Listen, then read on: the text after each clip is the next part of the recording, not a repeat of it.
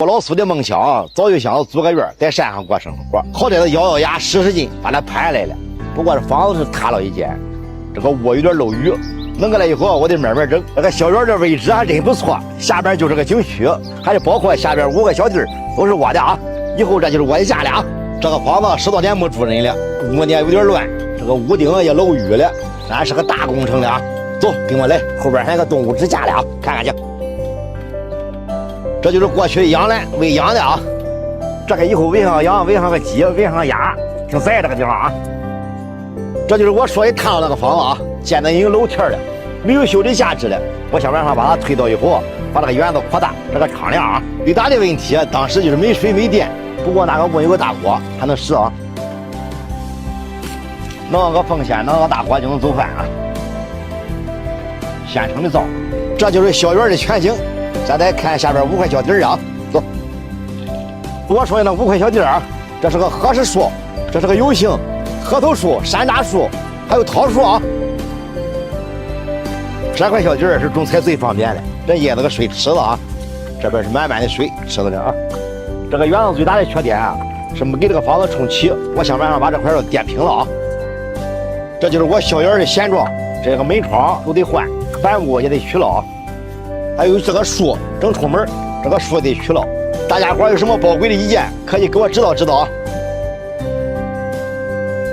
原来那个大烟挺能抽的，你看，大鸡的、红包的、大前门的、金炉的、虎脖的、老友的。你看，原来中国人挺富有啊，能抽起大鸡烟，那90年就不简单了啊。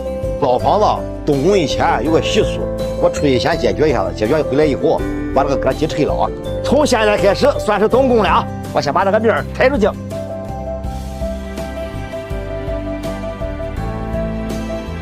唰，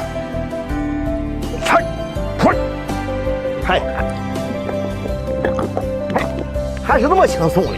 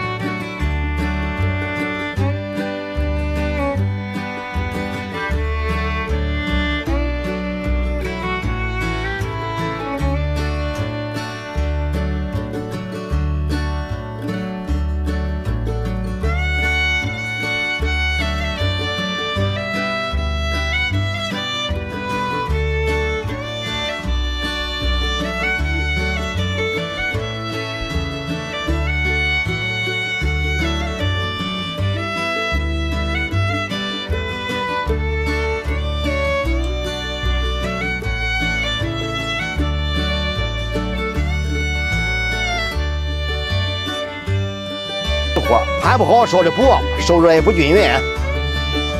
昨天1天的时间，把小屋的地面整的差不多了啊。我来看看，你看小屋的地面怎么样？现在整的正平的了啊。这就是我以后的卧室啊。你看宽敞吧？你看这墙体就跟城堡似的，刚厚了啊。暖和这个冬暖夏凉。今天咱给老师当小工，把这个水也给泥儿供应好啊。走。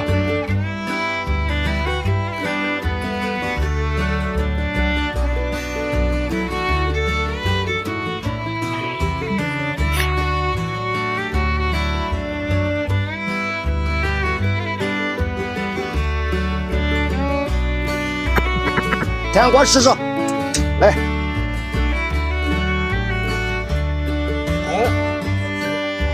加起来啊！行，挺正的啊。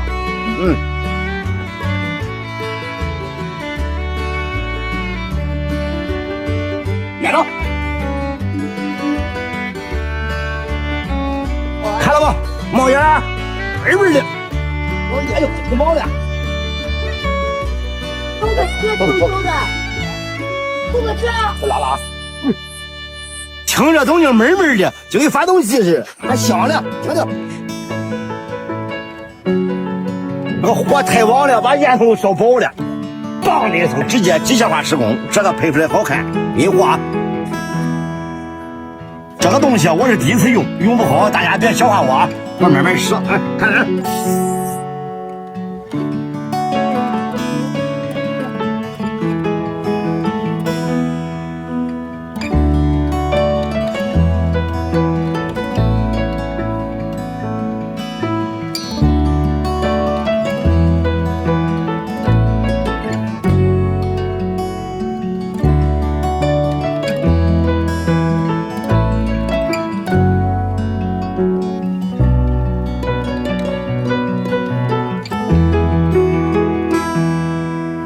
正好那个位置有个坑，修个池子以后也能种个花，养个鱼，浇个菜。早就想修个鱼池，今天这个缘分了，我把家里那个乌龟头石头弄来放地上，在这个鱼池底部铺上钢筋，这个以防它裂了，然后再石砖把它砌起来。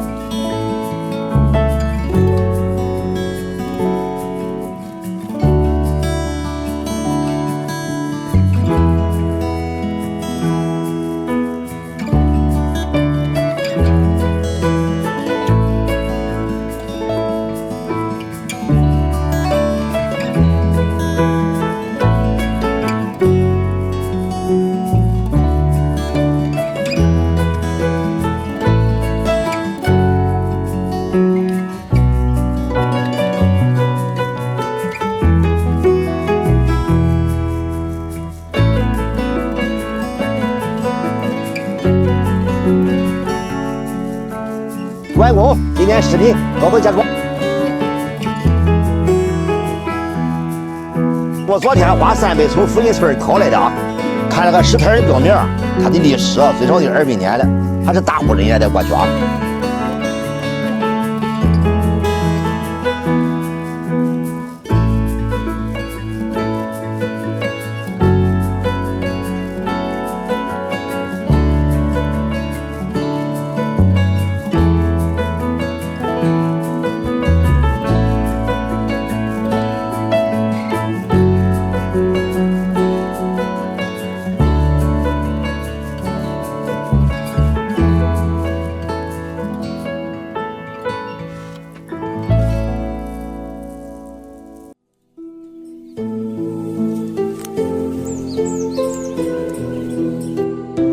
你看这两间屋整体不一样了吧？这就是差别啊！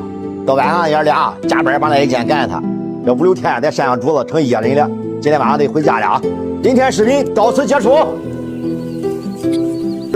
昨天把那个钉子全部扎完了，这个门还是来不了。今天给做个门帘，当好看啊！这是昨天剩下的席子，今天正好用上了啊！